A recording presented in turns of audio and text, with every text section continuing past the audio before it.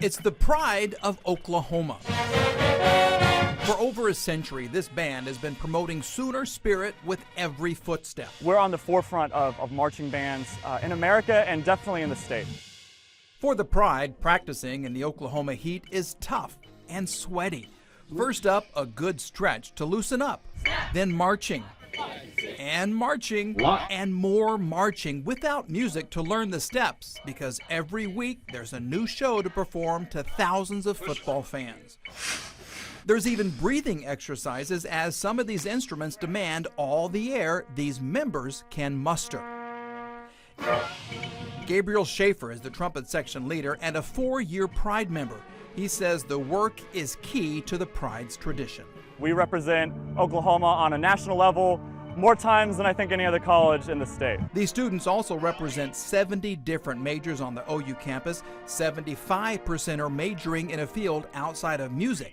Their average GPA, a sweet-sounding 3.0. It's really great. It's like having a big family that I can rely on if I ever need help with school or anything else. And all of them, from the flag corps and the flutes to the tubas and the trombones, have one thing in common.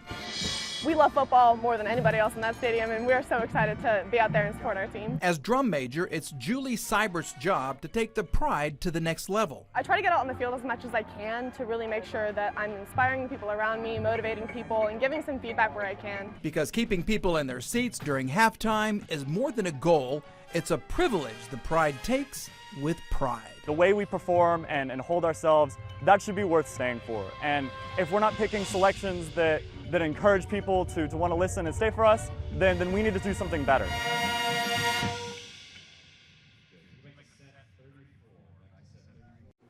It's a new toy Edmond Public Schools says they're not playing around with. Bringing these to school is prohibited.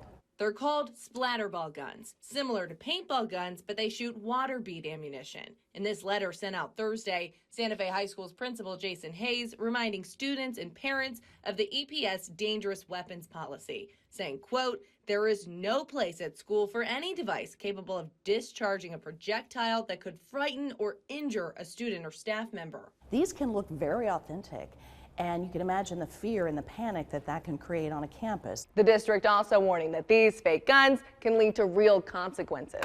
Already within the last 3 weeks, they've fired off 5 suspensions. And we know they're not thinking, they're having fun with these off campus, and there's an appropriate place for paintball guns, splat guns, that type of thing, but it's not on campus. That way, everyone. Take over these streets. They held picket signs, held hands, and temporarily blocked entry into Fort Sill. This isn't the first time Fort Sill will have housed migrant children. Reports show since the late 1800s, the base has been used to house Native Americans who were prisoners of war. Then again in the mid-1900s when Japanese children were housed there during World War II. Migrant children were also held there in 2014 under the Obama administration. I just don't believe that immigrant brown-skinned babies are criminals. Hundreds of protesters, including Japanese and Native American groups, made their voices heard Saturday, but it wasn't without opposition. I have a voice in America also. Go to the Capitol! Go to Donald Trump! Stop stopping people's lives! We're going to keep standing at that wall, one, to let the people know when they're brought here that they have people that are standing and supporting them, and we're ready to be of aid however we're able to. And we're going to keep telling them that it is not okay. Please put your left fist up. The Department of Human Services says the base will be used as a temporary emergency influx shelter to house undocumented children. But those protesting describe it a different way. Oklahoma is not okay with Fort Sill being activated into another concentration camp. Wherever you stand on immigration, children don't do anything wrong, and to separate them from their parents is evil. This is therapeutic for me. I just want to do it. If one person sees it and is moved, great.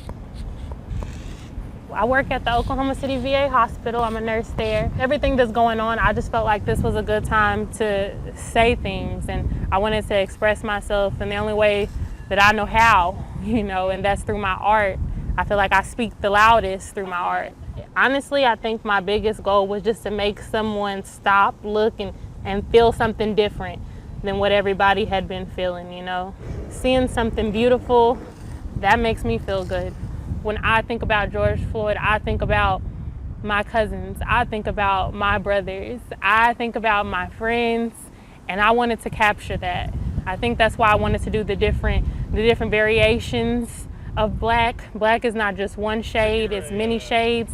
And then I wanted to even capture that in his hoodie. I wanted all colors to come together. We do need to raise awareness. We do need to raise the discussion that Black lives, there has been an issue there. And it's an uncomfortable topic, it is, but it's 2020 and it's about time we start having those conversations. I think that this was a huge pivotal point for America itself, but I think my whole goal with this was just to reach someone in a different way. To me, art is such joy, such a delight. Joy Richardson was given the perfect name. When you have a name like Joy, what are you going to do but do something sad? Her paintings are abstract. The colors she uses are bright and bold. I just love color, and it makes me happy. Does that look like anything to you? Richardson paints all year for this week, setting aside certain paintings she knows will catch someone's eye. Initially, she didn't make it into the festival, but she kept trying until she did get in 10 years ago. It was so exciting. Well, I tried for 3 years, and then when I finally got in, I was thrilled. Ooh, that's kooky. Her process is messy, which doesn't bother her one bit. She paints with acrylics. The fact that they dry quickly, because I'm a very, very impatient woman.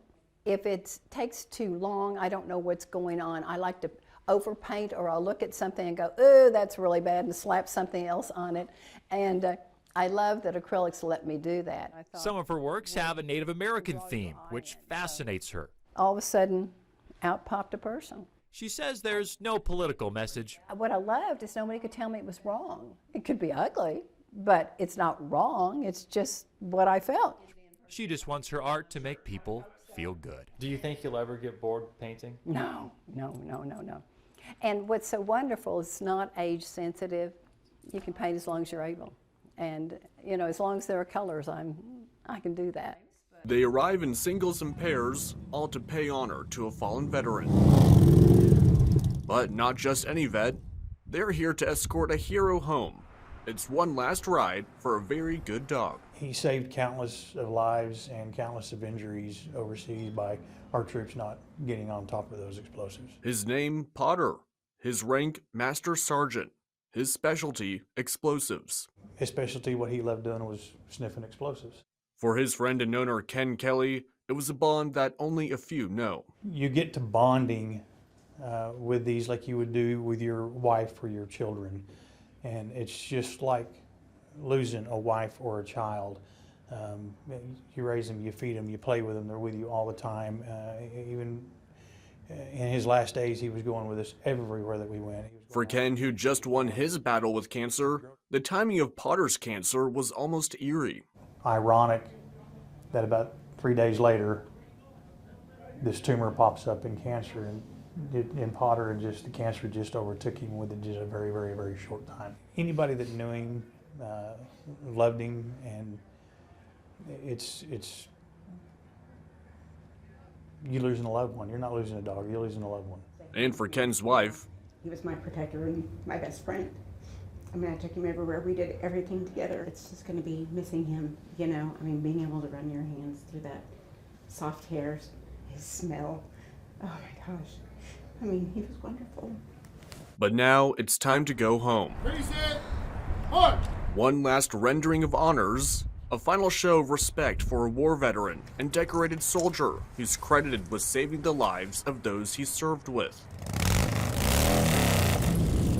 As the column rolls out onto the road and turns south with police escorting them, they're followed by an honor guard to Potter's home.